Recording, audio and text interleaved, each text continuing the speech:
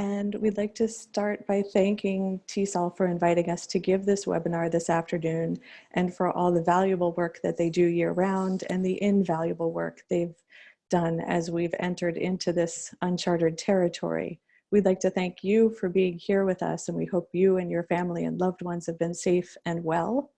And we'd like to direct your attention, but hopefully not during our actual webinar, to the New York State TESOL's newly updated site, on which you'll find the page for CTLE credits, a list of upcoming webinars for you to register for, and a link to the YouTube channel so you can peruse previously recorded webinars if you've missed them.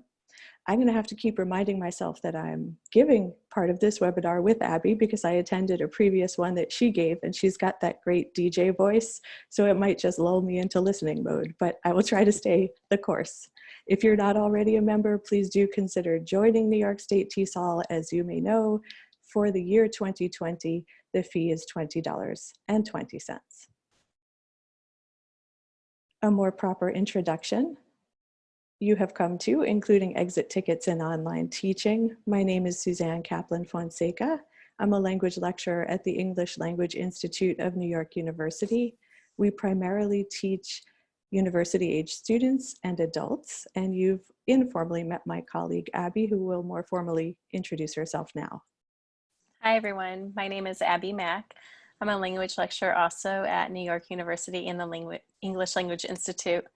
In the English Language Institute, we have about 5 programs. We have a Mastering English program, which is for customized programs. We have a Professional English program, which is for business English or working professionals in New York University. We have an Intensive English Institute. We have a Center for New Immigrant Education, which is for refugees, free English classes for refugees. And we have a TESOL diploma. Suzanne and I will be presenting most of our work, and through the lens of where we primarily teach our classes. We teach our classes in our comprehensive English program, which is basically an intensive English program. And I'd like to walk you through our agenda for the time we have together this afternoon. We'll give you a little bit of background on how our interest in exit tickets evolved and our rationale. We have framed our presentation as a past, present, and future use of exit tickets. We've asked you the question about your classroom practices when we were in the four-walled classroom. We're now presently in mandated remote teaching, and going toward the future, we may be in more and more anticipated online teaching. And we'd like to see how exit tickets can evolve with these challenges. We'll be sharing with you some examples of authentic exit tickets that we've used and how they've impacted us. We'll talk about the challenges of making exit tickets part of your practice, and we'll provide you with some tools, but we would like to be transparent in that this is not meant to be a tutorial, but we will share tools with you and have you try out a few throughout the course of the webinar, and we'll give you links to tutorials that you can view later. We'd like to end, of course, with time for questions and a discussion of how exit tickets can continue to evolve.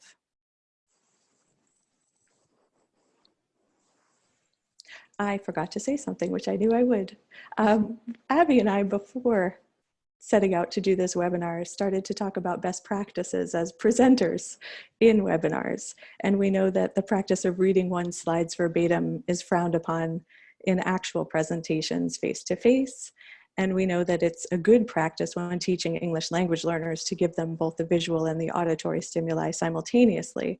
Abby and I have come to the decision that for us, good practices involve reading, or at the very least paraphrasing, most of what's on our slides in order to be really accessible and inclusive. And we hope that that will also be engaging. Abby. Okay. So we know that many of you are familiar with exit tickets, and the term exit ticket could mean a variety of things to different people. But let's give you our working definition and what we're using, what we mean by exit tickets here. We are going to say that exit tickets are a question or a prompt which all students receive at the end of class for one of 2 primary purposes. The first purpose would be to guide their reflection on their own learning.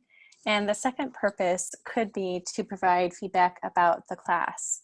And these purposes don't have to happen at the same time. So you could only have one of these purposes or aims in mind when you set out to have your students complete an exit ticket. We were also thinking what makes a good, what's a good practice for exit tickets. And the first thing is that we think that as you set expectations for your online classes, you're setting expectations for both the mechanics and the dynamics of your classes. A part of introducing exit tickets to your class is to be explicit about the inclusion of exit tickets, why you're using them and how you want them to be completed and how you're going to use that information once it is retrieved. The second thing is that the question or prompt should require only a brief time to answer. So an exit ticket should be pretty fast. It shouldn't take a lot of time. So that means if you really want to assess student learning and you're treating this as a form of assessment, you might want to incorporate formative assessment somewhere else in the class, okay? So the exit ticket is not intended as a major task, but an important one. And the last thing to keep in mind is that we think that a good practice is that you don't want the responses to be a part of formal assessment, but you should use exit tickets to provide valuable feedback for your teaching practice. A little bit about the background. Suzanne and I were approached. Suzanne was asked to present at Tech in 10 a year ago, and we share an office. And she said, I don't think I have anything for Tech in 10. And I said, no, you have to have something. And then I thought about what I know Suzanne for, and because we share an office, I'm privy to see her desk, which is always loaded with stacks of exit papers, which I always really admire, and I think it's commendable that she does exit tickets so religiously. I myself have always wanted to incorporate them in my teaching, and I do from time to time, but I struggle with managing all of that paperwork. And so I thought, well, I think there's certainly a way to move your practice of doing exit tickets on paper to a digital format. And so that's how this presentation came to be the first time that we did it. And certainly I appreciated Abby's positive feedback on my own practice which was not very eco-friendly because I was using half sheets of paper that you'll see. I was grateful for her enthusiastic support of my practice. However, I did have colleagues and do have colleagues whose skepticism led me to dig a little deeper into what feedback I was getting and the value it was providing as a teacher. So before I share with you some of that feedback, a little bit further into our rationale, we really divided our rationale into 3 parts: hearing students' voices, accountability, and assessment. By hearing students' voices, especially in the remote environment now, an exit ticket might be one of the rare times where the teacher can be alone with you. Even in the classroom for quieter students, it can give them voice. Accountability, setting expectations that this is part of teaching and learning. Students know what to focus on during class so that they can successfully complete the exit ticket. And assessment, here Abby and I mean assessment in terms of reflection, really, not in terms of grading, testing, quizzing, formative, summative, but rather reflection, asking the students to assess what they have learned and asking of ourselves the ability to reflect on how well we have or maybe haven't taught that day. So, a step into the past. This is what my whiteboard would look like in the classroom with 4 walls. I always post an agenda, and I'll be walking you through it because this is the agenda from my level 3-4 grammar workshop that corresponds to the feedback that I'll be sharing in detail in the next few slides. The plan for the afternoon was general questions, a review of similar words, which I did using Quizlet, words we had previously studied, an exploration focused on the 2 phrasal verbs, get in and get on, a grammar point for the day, the grammar point for the day was will versus be going to, and in pairs, Students would check their homework and we would address questions as they arose. I would also like to draw your attention to the homework assignment, which students even provided feedback on in advance of doing it: verb tense handouts and sentence writing. So now when I'm teaching in the online environment, my plan looks the same. It's just a screen share and it's typed up. This is what my exit ticket looked like in the classroom, the stacks that Abby had referred to earlier. It was a half sheet of paper consistently with the same 2 prompts. The most useful part of today's class for me was, and something that would make future classes more useful for me is. Over the last 8 years, every single class session, my students have received this little piece of paper. And this is one student from that very day in a Grammar 3-4 workshop. Our program, to give you a little more context, starts at intro level and ends with level 9. These students whose evaluations or feedback we'll be exploring today were level 3-4, so they're the lower intermediate students. And as you can see here, the student commented, the most useful part of class was that grammar was fixed. Be going to is used for prediction and based on evidence. Will is used with I think, I guess. Get on is for public transportation. Get in is for individual transportation. And I received a compliment at the bottom, which was heartwarming, but not the focus of our exploration this afternoon.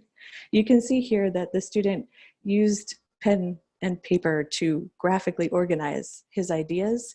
And that's not always easy to replicate in the virtual classroom, but Abby's found a really good option that she'll be sharing with us later. So this is what my feedback, when I compiled it, would look like. And in Qualtrics, a tool we'll talk about in a few minutes, it would look similarly. This is rather text heavy, so we've divided it student by student, thinking about the agenda that I just shared. The most useful part of today's class for student 1 was preposition work, be going to and will. And something to work on in future classes was used to and get used to. Now this becomes interesting because student number 2 identifies that the most useful part of that session was used to, get used to, and be used to. Whereas something that would make future classes more useful would be more writing.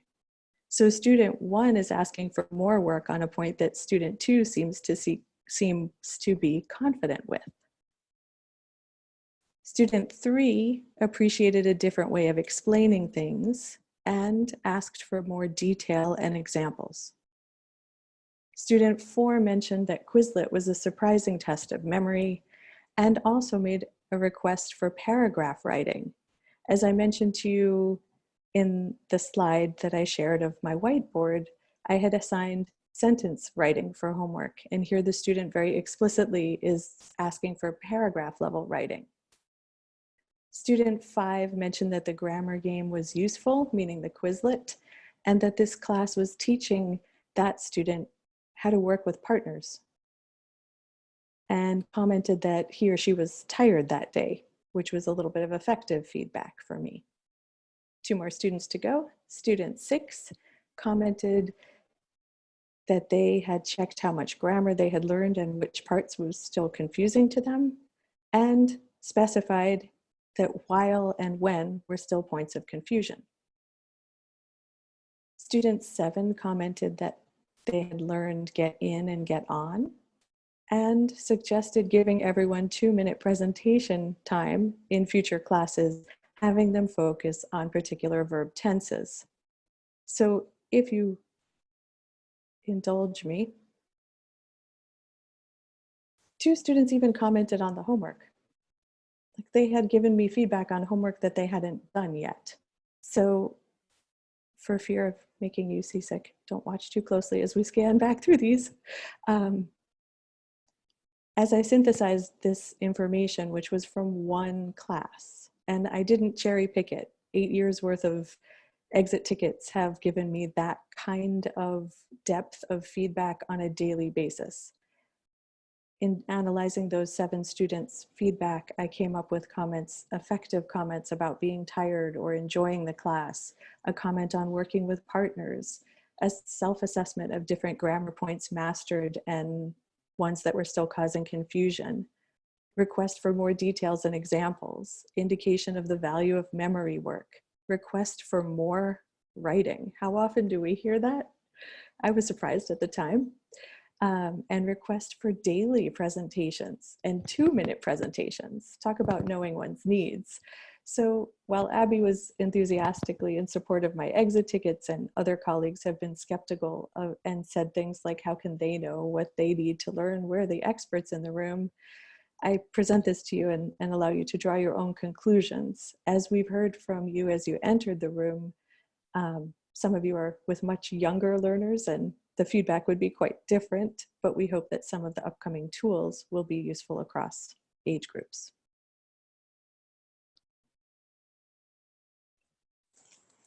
Exit tickets aren't without their challenges, and we found our challenges then, which when we say then, we mean when we were teaching in person, were that they are routine.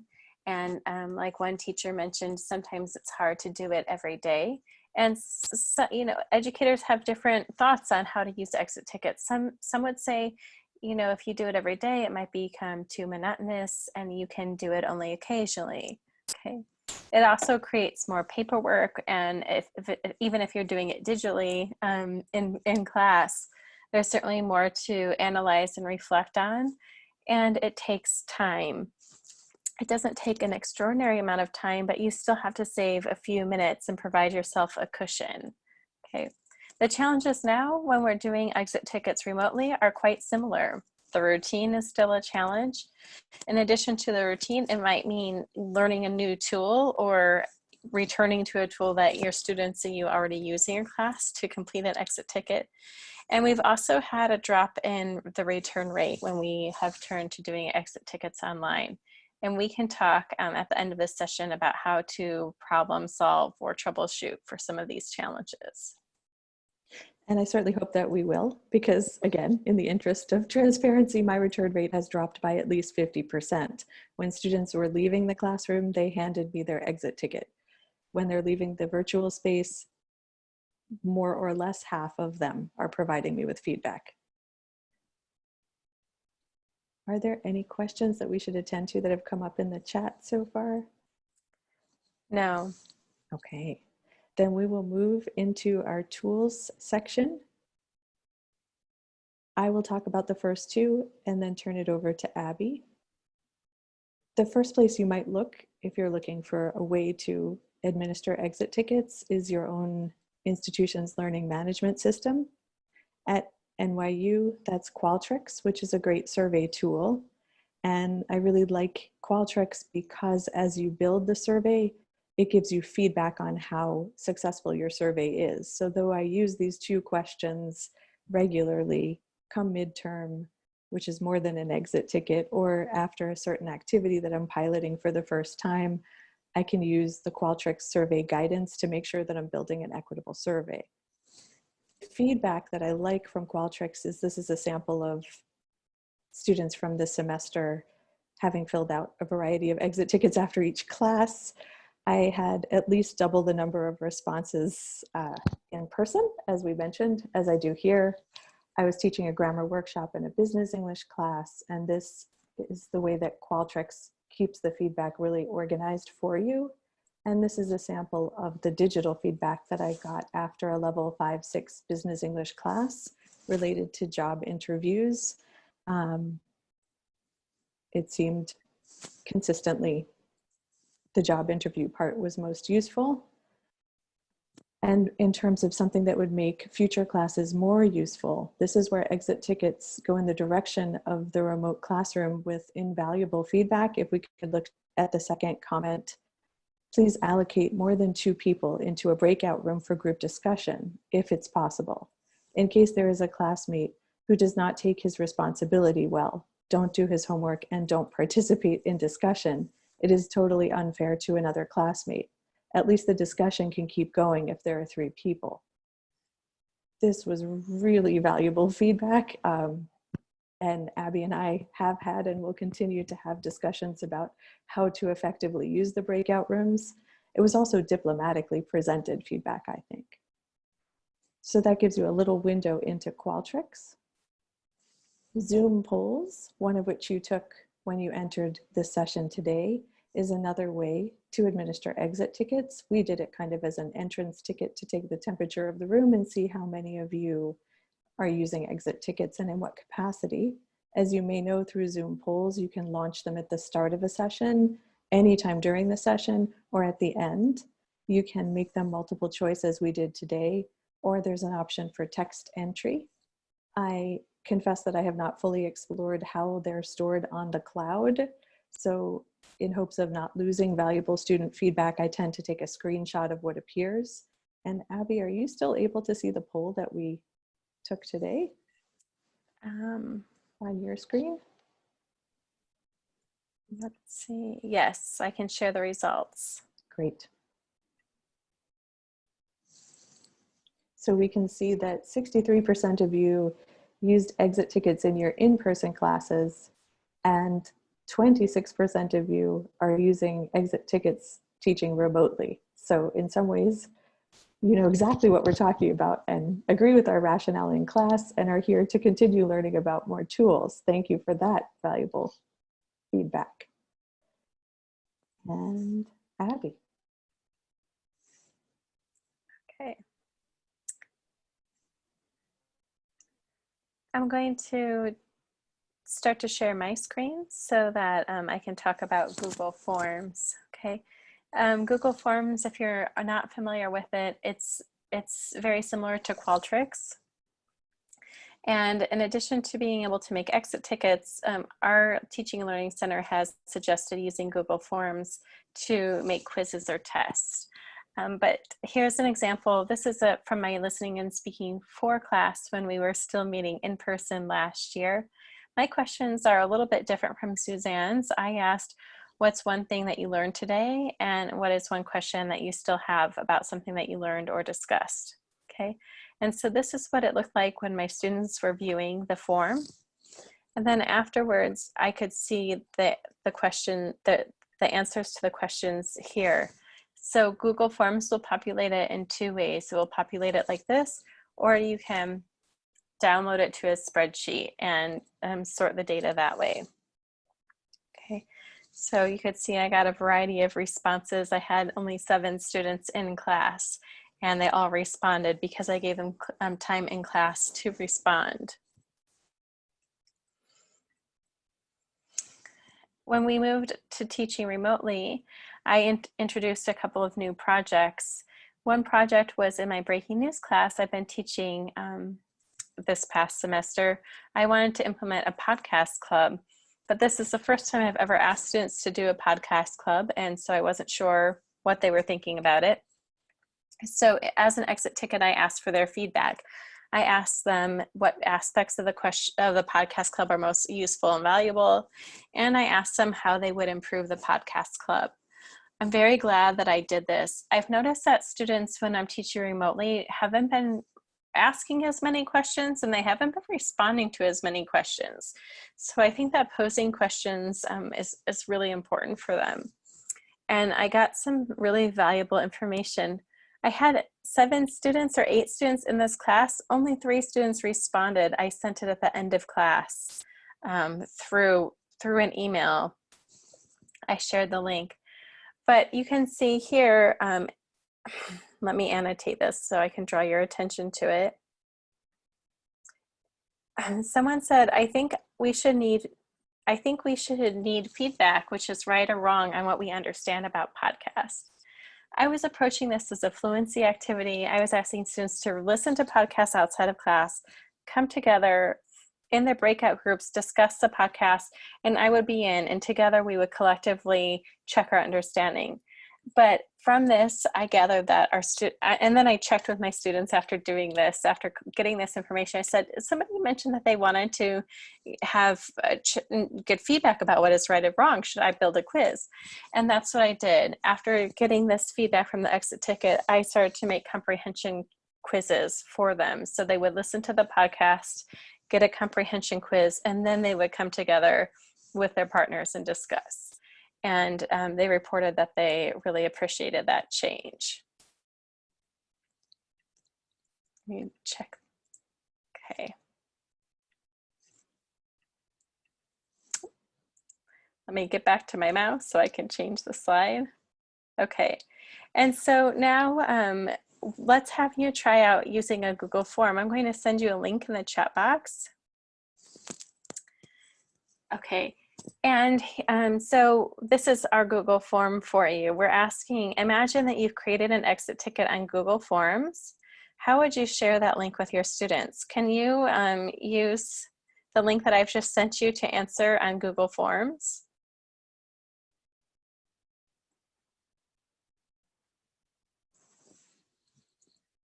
I'll give you a couple of minutes to complete and to give your answers there.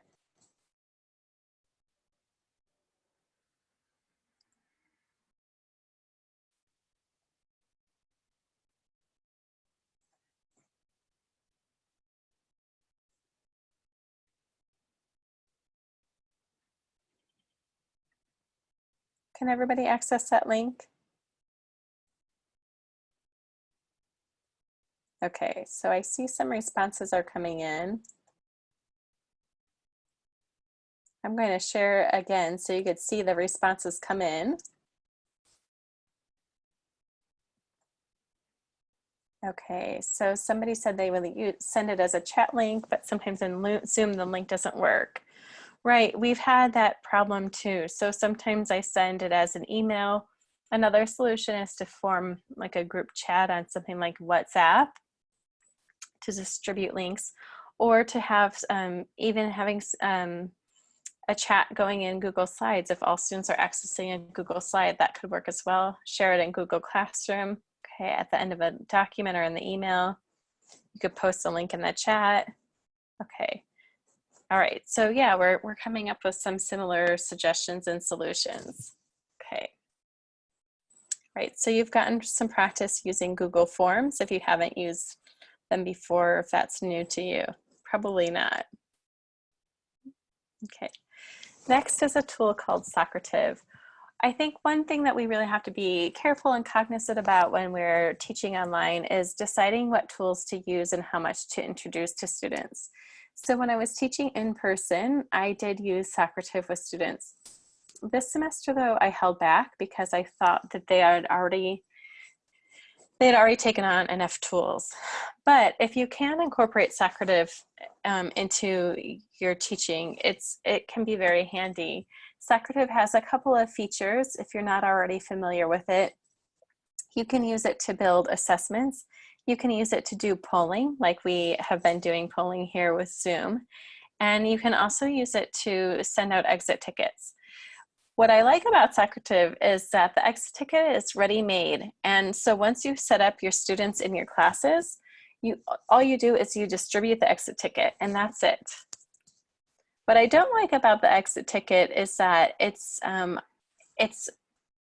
fixed, so you can't change the question. This is what the responses will look like in Socrative after you launch the exit ticket and you collect the data. You'll see the questions are, how well did you understand today's material? What did you learn in today's class? And then you have the option of telling them to answer the teacher's question. So you can give them that question in advance. Okay. Another tool that you might be familiar with is Poll Everywhere.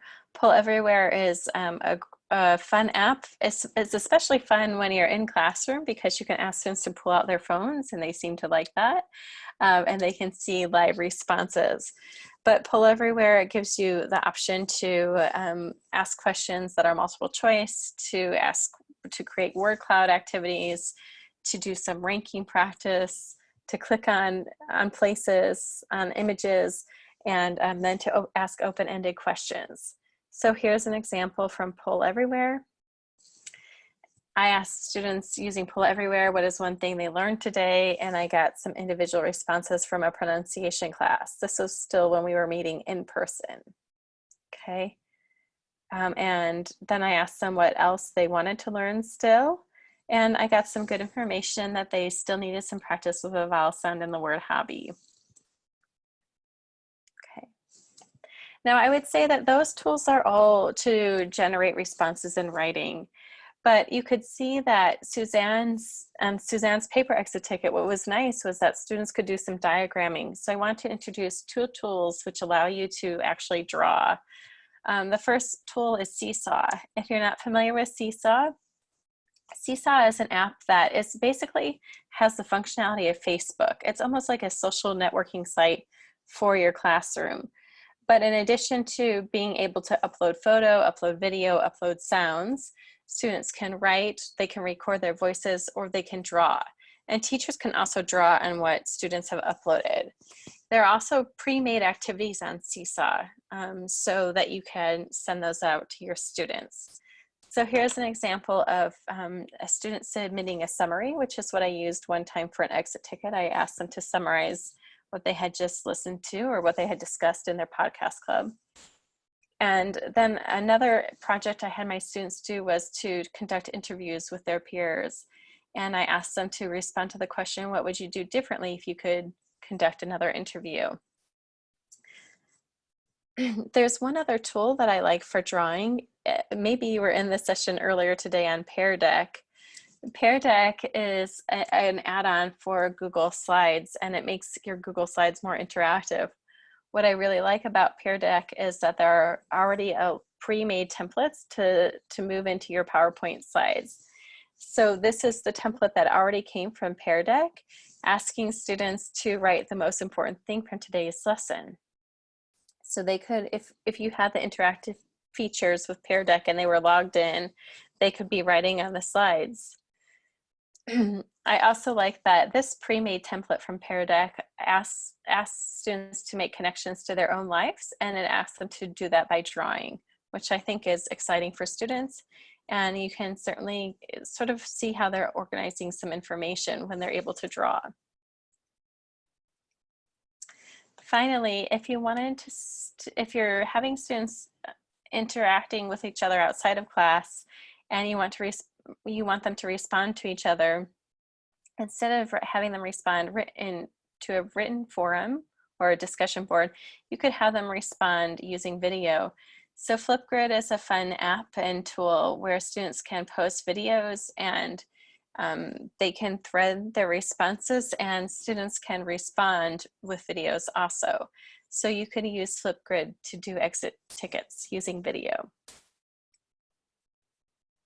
Okay, so we've briefly walked you through all of these tools. I know it was really just an overview of what's out there, and we certainly didn't cover everything.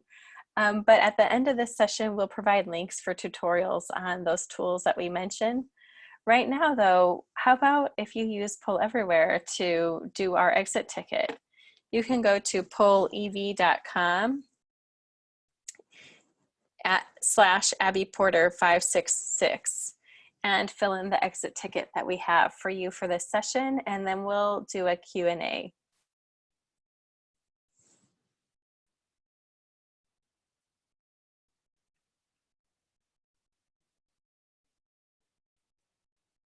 Wait, do I need to share that again? I probably do. Let me share it again. I think you do. Okay.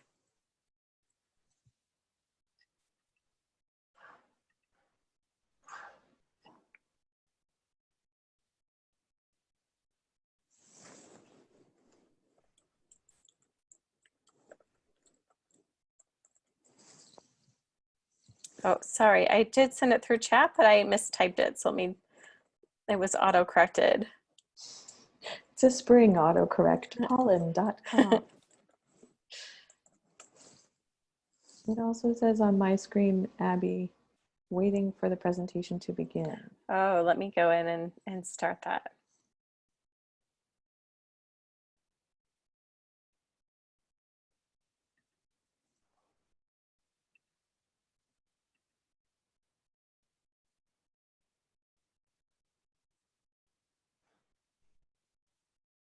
Okay, it should be. And now it's active. Should be active now. Okay. Great. So as you should be able to see on your cell phone, you have two questions. What's one thing that you learned about exit tickets today? And what's one question that you have about exit tickets? So this will guide us as we move into the Q&A and more of a discussion with you. We'll give you a moment or so to fill that out.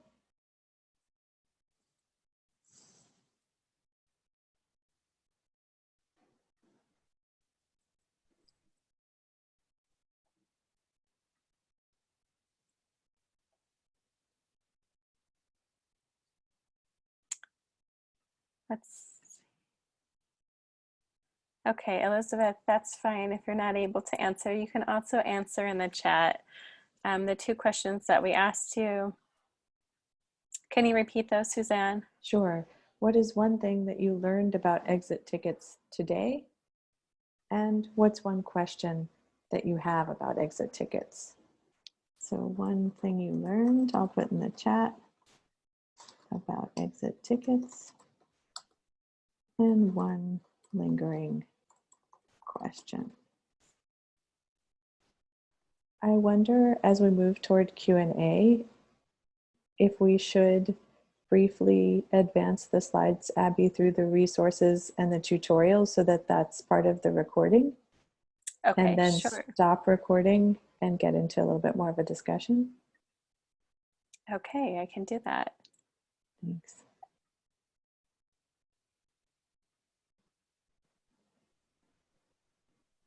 Here are some resources and useful links that we found when we were gathering information for this presentation. So we can share these links. We know that if the recording is available, it won't be very handy to copy and paste these links. So you can feel free to email us and we can copy and paste these links for you. And the next slide is the tutorials for the tools that we touched upon briefly in this webinar. And as we're giving another moment for you to enter what you have learned and what you still have questions about, I would like to add that in using exit tickets, when students are asking for work, I've found a higher buy-in. So when I presented in future class sessions to that grammar workshop, the idea that we're going to move into paragraph level writing in the grammar workshop, which came from student feedback, they seem far more invested than if I say, I think we need some paragraph writing practice, because if they think they're generating the course of the class, which I have the privilege of allowing them to do in many of my classes, they buy in with a little bit more enthusiasm.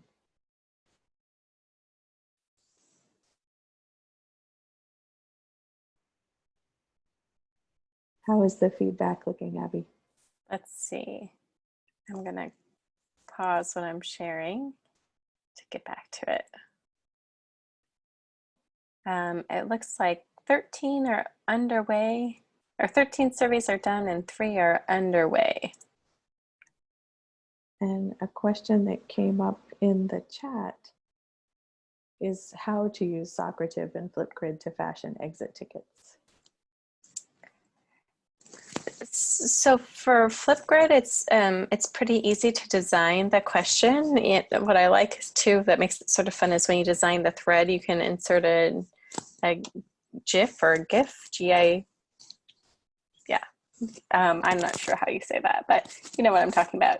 And so you could ask them, you can decide on the prompt that you want for the exit ticket, and then it's threaded. So that was one question about Flipgrid. What was the other one, Suzanne? Socrative, same question. How to use Socrative? So Socrative, you have to set up your own account. You have to have an app. You can use it on the laptop or on the phone or tablet. You have to have, there's a student version and a teacher version. And once you set up your class, then what they call launch an exit ticket. And it's pretty easy once you set up your class to do. It's a matter of touching the button, really. And earlier in the chat, Schoology was mentioned as also offering a polling feature that could be used for exit tickets. So I myself am not familiar with it, but glad to add it to the pool of resources.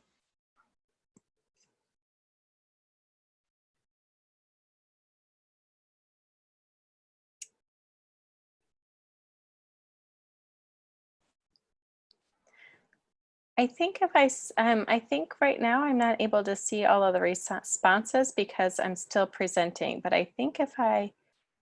um, I think if I stop presenting, I can see the responses.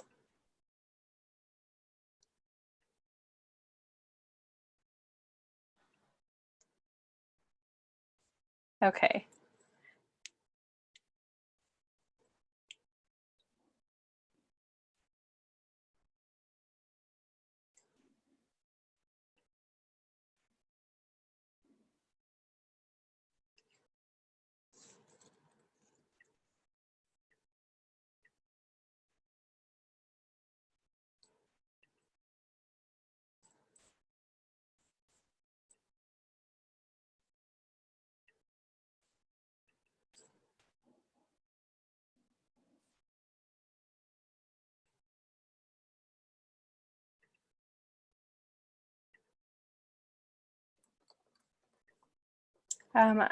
I'm trying to I've stopped presenting the poll everywhere, and I'm trying to look at the response history now, but I'm slowing down a little bit.